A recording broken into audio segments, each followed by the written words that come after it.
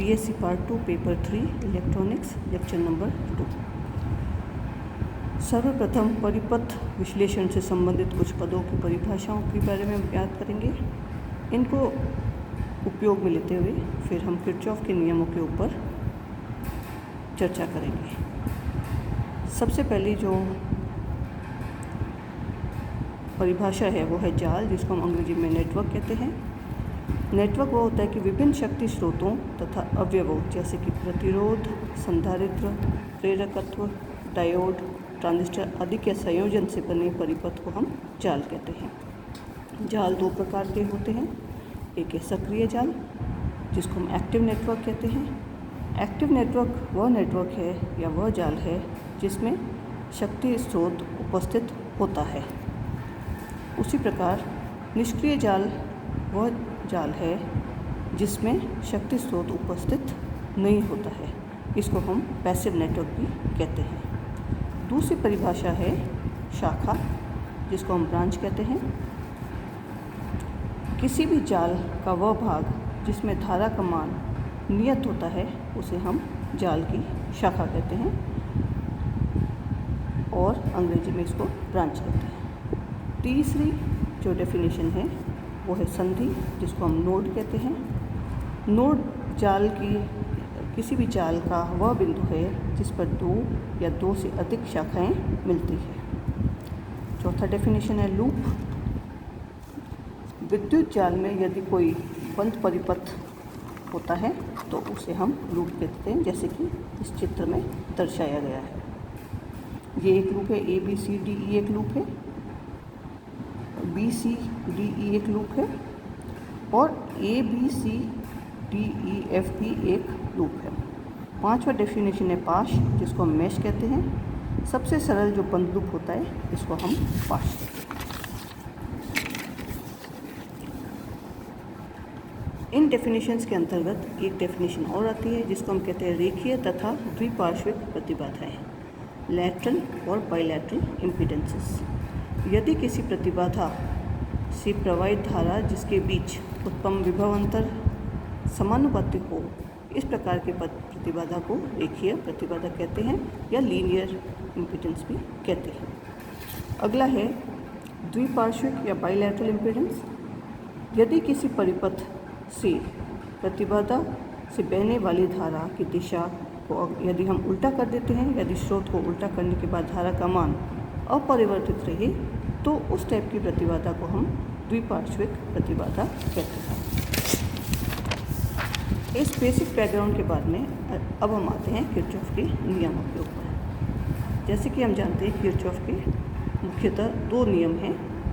पहला है किरचॉफ का धारा नियम, जिसको हम कहते हैं किरचॉफ करंट लॉ। इस चित्र में हम देख सकते हैं IA, IB, IC, ID, IE ये अलग अलग धाराएं हैं और ये एरो इनकी दिशाएं बताते हैं। इन सब को यदि हम इसको हम नोड कहते हैं, जहाँ ये सारी धाराएं मिलती हैं इसको हम नोड कहते हैं।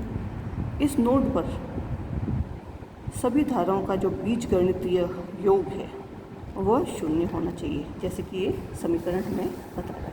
IA + IB + IC + ID - IE = 0। अब हम देख सकते हैं कि IA, IB, IC और ID इनकी एरो अंदर की तरफ है और IE की धारा बाहर की तरफ है।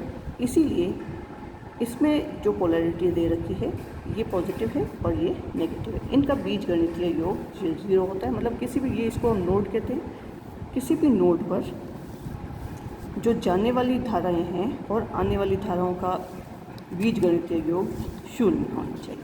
ये किरचॉफ का पहला नियम है। दूसरा किरचॉफ का नियम, जिसको हम कहते हैं किरचॉफ का वोल्टा नियम, वो हम इस लूप के द्वारा दर्शा सकते हैं। ABCD ये एक हमने सर्किट बनाया है। इस सर्किट में हम देख सकते हैं कि 1 2 3 वोल्टेज सोर्स है। AB और जो लूप नंबर 1 हम कह रहे हैं इसमें एक वोल्टेज सोर्स है और इसमें जो धारा बह रही है वो I1 है। लूप नंबर 2 इसकी धारा I2 है। इसका जब हम पहला लूप लेते हैं तो हम देख सकते हैं कि इनका बीजगणितीय योग, यदि E2 इसका वोल्टेज हो गया, E2 माइनस I1R, क्योंकि I की दिशा नेगेटिव बता रही है, और I2 plus I2R2 minus I1R3 minus E3 equal to 0। E2 इसको अगर हम वापस रीअरेंज करें तो E2 minus E3 is equal to I1 R2 plus R3 minus I2 R2। ये एक लूप 1 के लिए इक्वेशन बन जाता है, जैसे कि हम इसमें देख सकते हैं। ये लूप नंबर 1 है, ये E3 हो गया, ये E2 हो गया।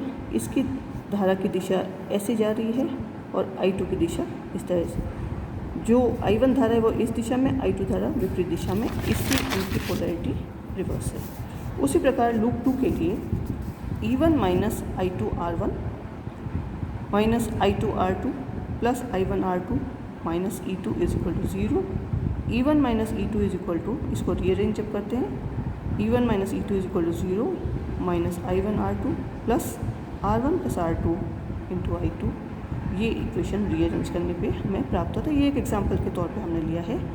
किरचॉफ के जो नियम है ये हम कई न्यूमेरिकल सॉल्व करने में काम में लेते हैं, और इन नियमों को याद करते हुए, इनको यूज़ करते हुए कई प्रॉब्लम सॉल्व होंगे। ये तो हमने बिल्कुल बेसिक चीज़ें बताई हैं।